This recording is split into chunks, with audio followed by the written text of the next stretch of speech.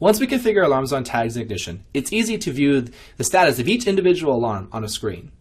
So here, for example, I have writable integer 1, and it's set up to be an alarm, as you can see with the bell, and the condition is going to be when the value is equal to 2. So right now, it's currently an alarm. So if I expand that tag, again, I have a lot of metadata property that I can work with.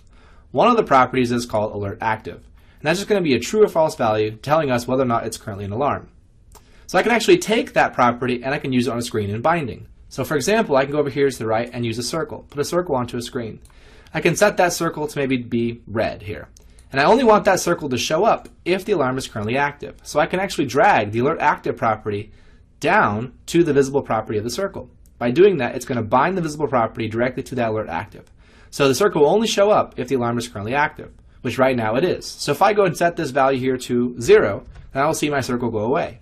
If I set it back to 2, I'll see it show up. So basically, individually, for each individual tag, we can display the status on the screen any way that we'd like by binding to the alert active property. And we don't have to know what the condition is. All we have to know is if it's active or not.